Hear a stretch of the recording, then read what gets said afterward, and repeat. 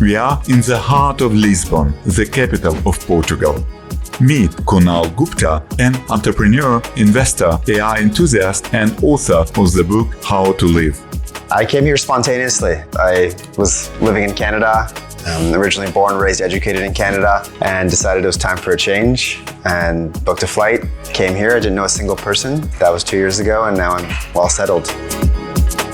Kunal moved to Portugal and is living in the center of Lisbon in a new apartment block in the trendy area of Principe Real. I went to his home to find out why he moved from Canada to Lisbon, how life in Southern Europe differs from North America, whether it's worth investing in real estate in Portugal, how to run a global company while living in Lisbon, and what is his advice to readers in the coming book How to Live.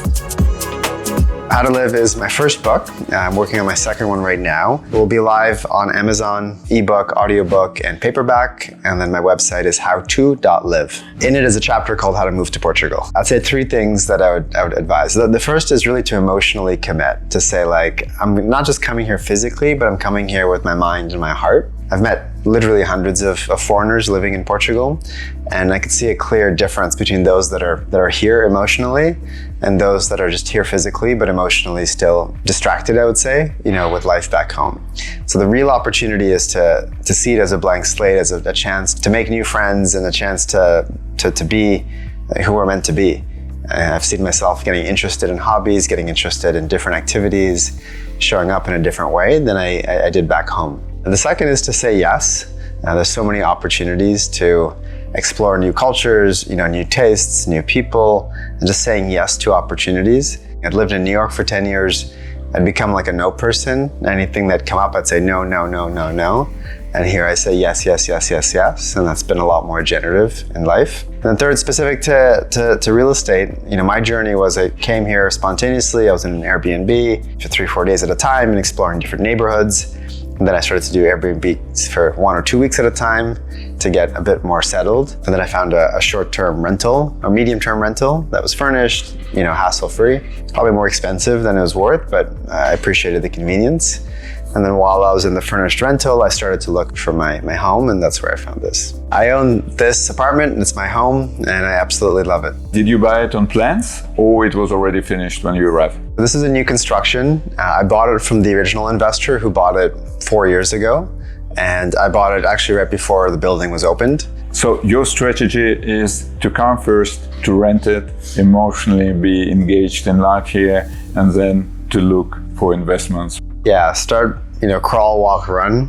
So, quick short-term rentals, and then a more medium-term rental, and then find the home. I think that's the best way because I got to understand different neighborhoods and then make the right choices based on that. What are your favorite locations and neighborhoods in Lisbon and also around? I'm currently single, I don't have kids, so being in the city, it's helpful. It's easier to meet people, it's easier to get around. I can walk a lot of places, so I live in Principe Real. So it's right in the heart of the city. Next door there's Estrela and Lapa and Santos. So these are all areas that I find myself in a lot, and a lot of my friends who live in these areas as well. I do go to Cascais often, that's where most of the real estate I own is based, and it's a 20-minute drive.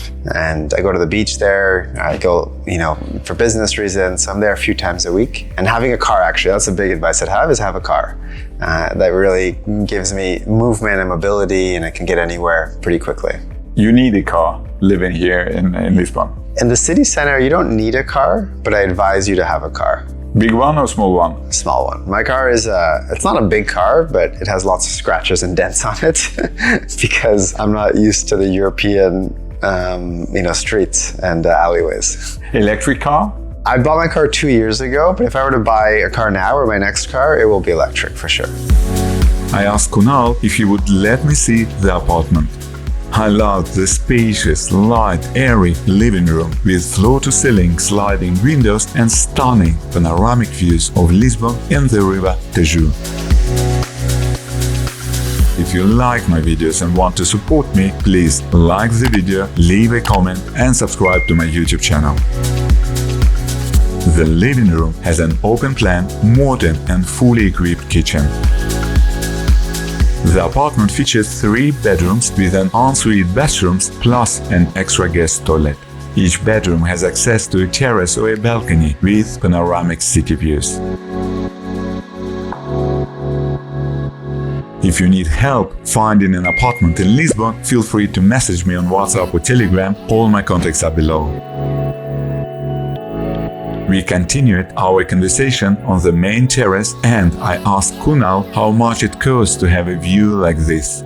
This is a priceless view. I actually walked into this apartment and within 5 minutes I was like, yeah, I could see myself living here. So I didn't even actually go in the bedrooms. I just stood behind the kitchen counter, looked at the view and I thought, okay, I'm gonna live here. So what is the average price per square meter in this area at the moment? In Principe Real, you have two segments. So one is older buildings, which I would say is about 6,000 per square meter. And then the other would be modern, so newly renovated or new construction, closer to 10,000. Something like this is different, but there's not a lot of product like this on the market, or there's actually no product like this on the market.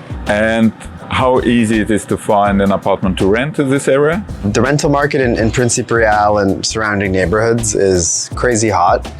There's a lot of people coming to Lisbon, and couples, single people, even if they have a young kid, they want to live in this neighborhood. There's a lot of demand, so it is challenging to find something that's high quality and at a good price. How comfortable is to live in Portugal comparing to Canada and US, especially big cities? Living in Southern Europe is different. It's different than North America and what I was used to. I think it's much better. My parents have come to visit often, my sisters come to visit often with their family, and all of my North American visitors also agree that it is better. It's a quality of life focus in Southern Europe versus in North America, where it's very competitive. Everything is a hustle, everything is a race to just buy groceries, to get to work, to get tickets to a movie. Everything is competitive. Here things are different. The priorities are lifestyle, and ultimately that's why we're here on Hotel Earth, is to live and to live well. And I think I found that here in Europe. How to find the best place to live in Portugal if we compare Lisbon, Algarve, Porto? If you're new to Portugal, 100% come to Lisbon. When I first got here, I did go around the country a little bit, and I realized what was more important for me in my first stages was to build community, to make connections, and to make friends. So everybody moving to Portugal moves to Lisbon first.